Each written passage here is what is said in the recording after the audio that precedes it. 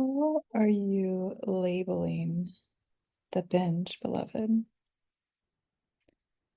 This is a really important question to ask yourself because how we perceive and define something or anything in our reality is going to impact how that thing affects us.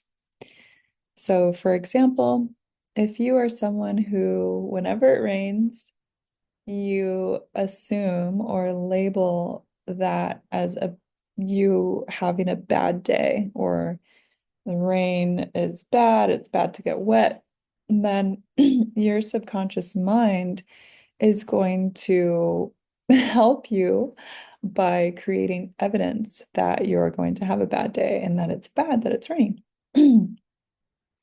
So imagine if you had a neutral perspective to when it rained, or even a positive perspective about the rain. Your subconscious mind is then going to create evidence for that to be true.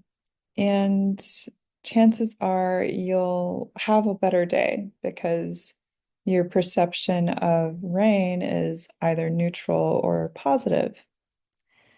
So when it comes to binge eating, when we label the binge as bad, self-sabotage, self-harm, then the subconscious mind is going to do what it does. It's going to create evidence to make sure that that is true. And this evidence will often, this evidence is often going to lead to more activation.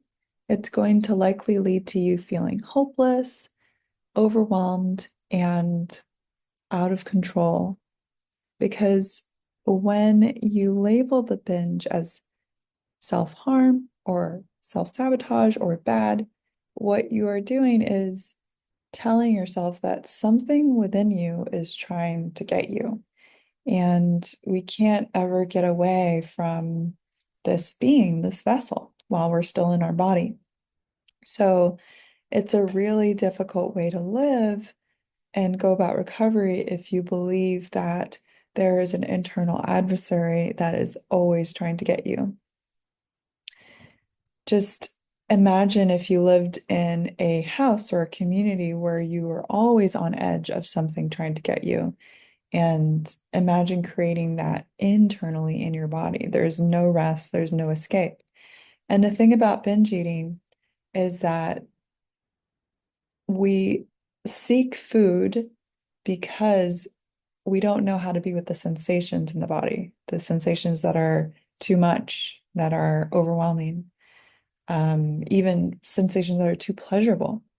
Any sensation that the body is not familiar with will feel like a threat, and the body will use binges to seek that numbness and that perceived sense of safety. So imagine if you looked at the binge as an attempt at your body protecting you from the sensations in your body, or you looked at the binge as neutral, just something that happened. I want you to notice in your body in this moment what it's like to experience that in this moment. The binge is neutral, or it's actually something, a part of you, perhaps a very young part, that's really trying to protect you. Imagine how you might show up to the binge or the sensations within your body from this place, and knowing that when we experience too much sensation or a sensation that's unfamiliar, the body perceives that as threat and wants to use binging to come back into a place of numbness and perceived safety. Your subconscious mind might create evidence that feels a bit more expansive and it feels a bit more empowering than believing that you are intentionally trying to harm yourself. And from this expansive place, you will likely have more space and more capacity to be with those sensations that are driving you to binge to begin with. So I encourage you to try out this perception shift. Try out labeling your next binge or even the binges that have happened in the past as either neutral or positive. This protective attempt at the body trying to create a buffer between you and sensation, which it perceives as a threat. And imagine if you started relating to the sensations within your body with compassion, curiosity, and openness.